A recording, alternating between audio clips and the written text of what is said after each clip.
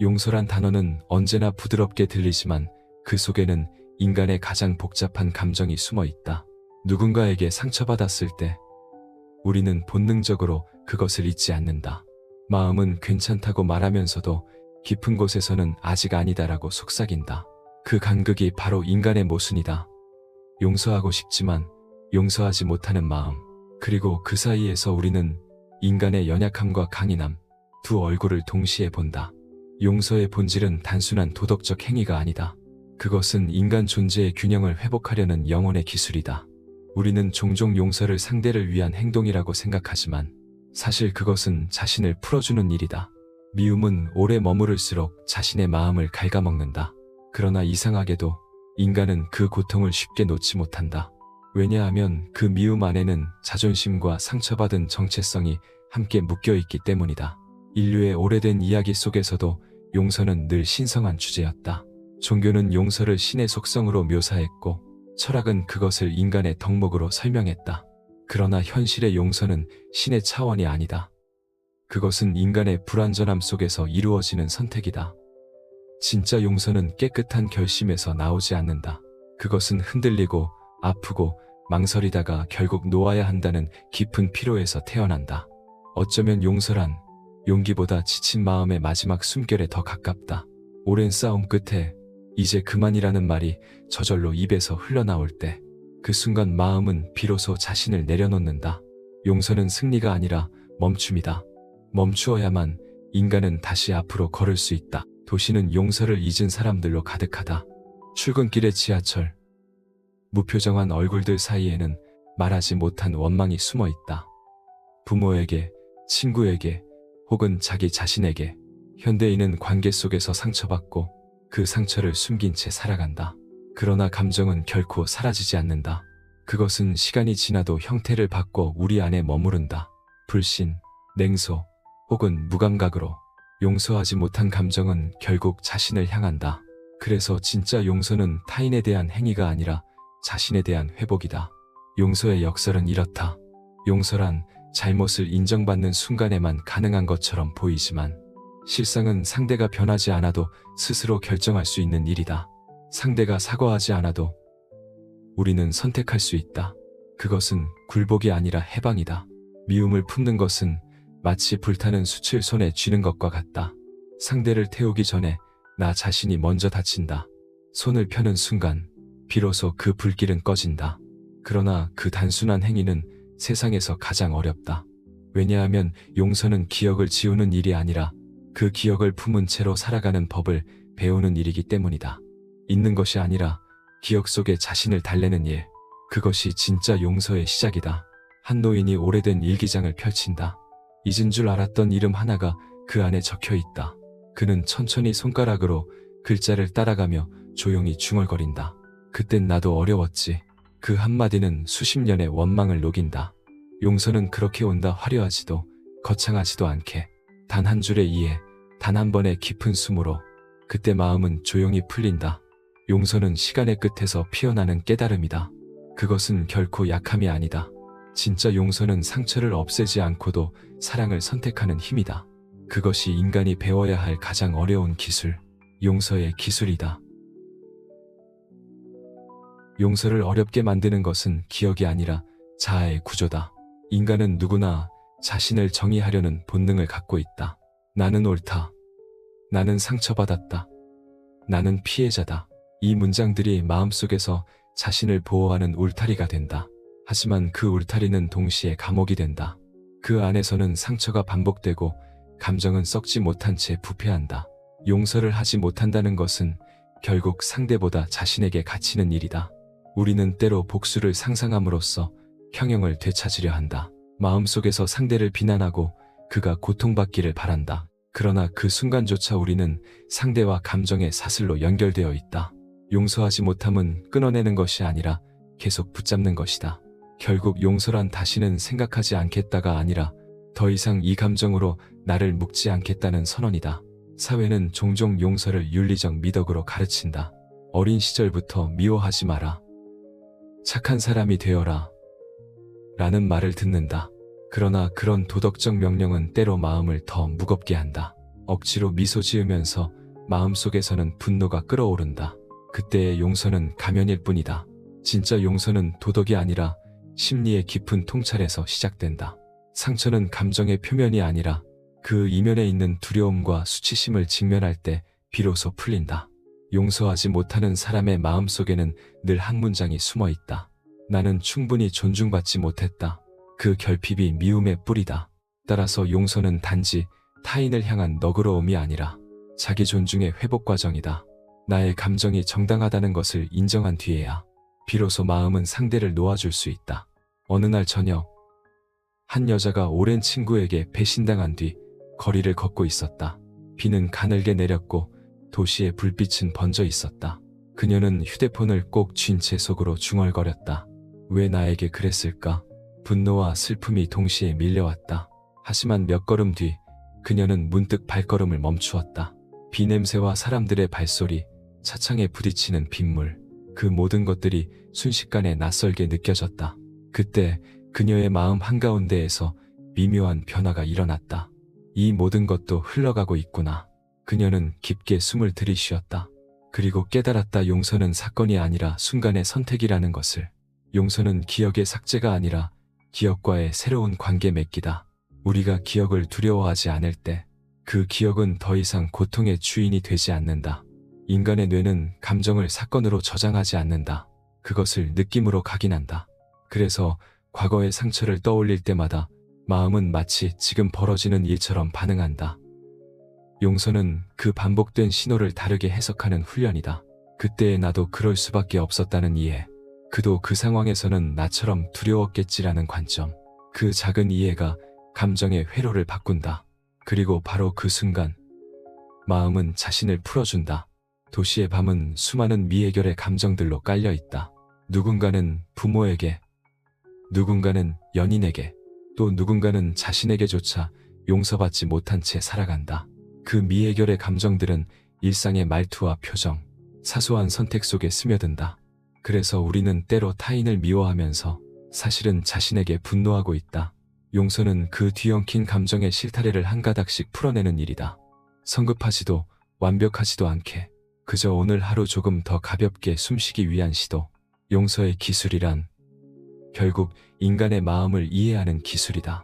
그것은 심리학이나 윤리의 언어보다 더 깊은 곳에서 작동한다. 감정의 원리를 알고 상처의 구조를 이해하며 자신의 내면에서 일어나는 전쟁을 직시하는 것. 이 과정에서 인간은 점점 온전해진다. 그리고 그 온전함은 누군가를 위한 것이 아니라 자신을 위해 선택한 평화다. 그 평화가 세상을 바꾸지는 못하더라도 적어도 그 안에서 한 사람의 영혼은 조용히 숨을 돌릴 수 있다. 겨울비가 내리던 날이었다. 회색빛 도로 위에서 한 여성이 차에 치였다. 운전자는 가스모사를 넘긴 청년이었고 사고의 충격으로 정신을 잃었다. 여성은 병원으로 실려갔지만 끝내 의식을 되찾지 못했다. 그녀의 남편 준호는 그날을 기억하지 않으려 해도 매일 다시 떠올랐다. 그날의 빗소리, 구급차의 사이렌, 그리고 병실의 흰 불빛까지 모든 것이 멈춘 것 같았고 그의 삶도 함께 멈췄다. 며칠 후 경찰은 가해자가 음주운전이었다고 알렸다. 분노는 준호의 몸을 태웠다. 그는 매일 그 청년의 얼굴을 떠올리며 이를 갈았다. 그 청년은 대학생이었고 꿈이 많았다고 했다. 하지만 준호에게 그는 단 하나의 이름으로만 존재했다. 살인자. 그는 몇 번이나 재판장에 서서 청년을 바라보았다. 청년은 고개를 들지 못했고 고개를 숙인 채 계속 죄송합니다라고 말했다. 하지만 그 말은 준호의 귀에 닿지 않았다. 그는 청년의 얼굴에 아내의 마지막 순간을 덮어씌웠다. 그에게는 사과보다 사라진 생명이 더 무거웠다. 그 분노가 그를 버티게 하는 힘이었다. 하지만 이상한 일들이 벌어지기 시작했다. 시간이 지나도 분노는 조금도 가라앉지 않았다. 오히려 더 깊어졌다. 그는 밤마다 아내의 꿈을 꾸었다. 아내는 늘 미소를 짓고 있었다. 그 미소가 이상하리만큼 평온해서 오히려 그를 괴롭게 했다. 그는 깨어날 때마다 분노보다 텅 빈 공허감에 시달렸다. 그때 그는 처음으로 깨달았다. 자신이 복수를 원한 것이 아니라 사랑을 다시 느끼고 싶었던 것을. 하루는 비가 내리던 오후, 준호는 우연히 교도소 봉사 프로그램에서 가해자의 어머니를 마주했다. 그녀는 초라한 외투를 입고 있었고 눈가에는 깊은 주름이 있었다. 그녀가 말했다. 그 아이는 매일 당신 아내의 이름을 적으며 울어요. 그날부터 하루도 편히 잠든 적이 없어요. 준호는 아무 말도 하지 못했다. 처음으로 가해자가 아닌 사람의 얼굴이 보였다. 그리고 알 수 없는 감정이 그를 덮쳤다. 분노도 동정도 아닌 깊은 피로. 며칠 뒤 그는 청년에게 편지를 썼다. 나는 당신을 용서한다는 말을 쉽게 하지 못하겠지만 이제는 당신을 증오하는 일로 내 삶을 더럽히고 싶지 않다. 내 아내가 원했던 것도 그건 아닐 것이다. 그 편지를 쓰고 난 뒤 그는 처음으로 잠을 잤다. 그날 밤 꿈속에서 아내는 여전히 미소를 짓고 있었다. 하지만 이번엔 그 미소가 조금 다르게 느껴졌다. 마치 이제 됐어라고 말하는 듯했다. 이 이야기는 누군가에게는 비현실적으로 들릴지 모른다. 그러나 인간의 감정은 논리로 움직이지 않는다. 용서는 신앙이 아니라 삶을 계속 이어가기 위한 본능적 선택이다. 분노는 잠시 힘을 주지만 오래 머무르면 영혼을 녹슬게 한다. 어떤 사람들은 분노로 평생을 살아가며 그 안에서 자신을 조금씩 잃는다. 준호는 그 선택의 끝에서 깨달았다. 미움을 쥐고 있는 한 자신도 그날의 비 속에 묶여 있다는 것을. 용서의 순간은 언제나 고요하게 온다. 드라마처럼 울고불고 하는 감정의 폭발이 아니라 지쳐버린 마음이 조용히 내려놓는 한숨처럼. 심리학자 프레드 루스킨 엔 말했다. 용서란 타인을 위해 주는 선물이 아니라 자신에게 돌려주는 자유다. 준호는 그 자유를 얻었다. 용서는 그에게 과거를 없애지 않았다. 하지만 그 과거가 더 이상 현재를 지배하지 못하게 했다. 그는 여전히 비가 내리면 아내를 떠올렸지만 이제 그 기억이 고통이 아니라 그리움의 온기로 남았다. 몇 해 뒤 준호는 유족 지원 단체에서 자원봉사를 시작했다. 처음엔 단지 시간을 메우기 위해서였다. 하지만 그곳에서 그는 수많은 상실과 분노 그리고 침묵을 보았다. 누군가는 복수를 원했고 누군가는 이제는 그만 미워하고 싶다고 말했다. 그는 조용히 그 곁에 앉아 이야기했다. 용서는 있는 게 아니라 그 사람의 잘못을 더 이상 내 마음의 주제로 두지 않는 거예요. 그의 말은 화려하지 않았지만 듣는 사람들의 눈에 눈물이 맺혔다. 용서는 정의의 대척점이 아니다. 그것은 정의 이후에 오는 두 번째 인간성이다. 법이 세상을 바로잡는다면 용서는 마음을 바로 세운다. 누군가의 잘못이 사라지는 것이 아니라 그 잘못에 묶여있던 자신의 영혼이 풀리는 것이다. 용서는 결코 약함이 아니다. 그것은 자신이 파괴되지 않기 위한 마지막 방어선이다. 한겨울의 거리, 여전히 차가운 바람이 분다. 하지만 준호의 걸음은 가볍다. 그는 더 이상 그날의 도로를 미워하지 않는다. 그 비극의 장소는 이제 아내를 기억하는 곳이 되었다. 그는 가끔 그 길 위에서 하늘을 바라본다. 이제는 조금 자유로워졌어. 그 한마디 속에 인간의 모든 감정이 담겨 있다. 분노, 슬픔, 사랑, 그리고 용서의 평화. 이 이야기의 핵심은 단순하다. 용서는 도덕이 아니라 생존의 기술이다. 누군가를 용서할 수 있다는 것은 세상과 다시 연결될 수 있다는 뜻이다. 삶의 상처는 지워지지 않는다. 그러나 용서는 그 상처를 통해 다시 살아가는 방법을 가르쳐준다. 그것이 인간이 배워야 할 가장 조용하고 가장 인간적인 기술, 용서의 기술이다. 인간의 마음은 기억의 저장소가 아니라 감정의 미로다. 그 미로 속에는 상처받은 장면들이 얽혀있고 그때의 말, 표정, 그리고 숨결까지도 아직 살아있다. 그래서 용서는 단지 기억을 지우는 일이 아니라 그 미로의 구조를 다시 그려내는 일이다. 우리는 상처를 잊지 못하는 것이 아니라 그 상처 속에 나를 놓지 못하는 것이다. 그때의 나는 두려웠고 약했고 억울했다. 그 나를 아직 품고 있기 때문에 용서란 결국 시간 속에 나 자신을 구원하는 일이 된다. 심리학자 루이스 스메데는 이렇게 말했다. 용서란 과거의 죄를 무효화하는 것이 아니라 과거가 더 이상 우리의 미래를 지배하지 않도록 하는 것이다. 그 말처럼 용서의 본질은 사건이 아니라 시간의 주권을 되찾는 일이다. 우리가 미움을 품는 순간 과거는 현재가 되고 그때의 상처는 오늘의 언어와 표정 속에 다시 살아난다. 그러나 이해와 용서를 선택하는 순간 그 기억은 더 이상 현재를 조종하지 못한다. 그때 인간은 과거를 기억하는 자에서 이해하는 자로 변한다. 그 변화가 바로 치유의 첫 단계다. 사람은 왜 그렇게까지 오래 미움을 품을까? 그 이유는 감정이 단순히 느낌이 아니라 정체성의 일부가 되기 때문이다.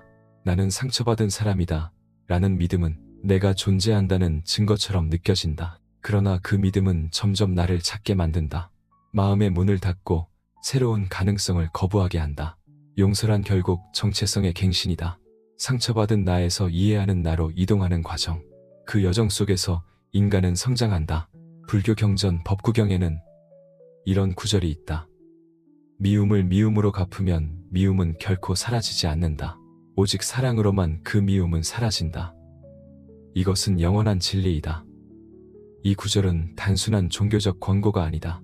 그것은 인간의 감정 구조를 꿰뚫은 통찰이다. 분노는 분노를 불러오고 복수는 또 다른 복수를 낳는다. 그 순환의 고리를 끊는 유일한 방법은 감정의 방향을 바꾸는 것이다. 즉, 외부를 향하던 에너지를 내부로 돌려 이해와 통찰로 전환하는 일이다. 그 전환이 바로 용서의 기술이 작동하는 순간이다. 현대 사회는 분노를 빠르게 소비한다. SNS의 댓글, 기사, 대화 속에서 우리는 끊임없이 누군가를 판단하고 비난한다.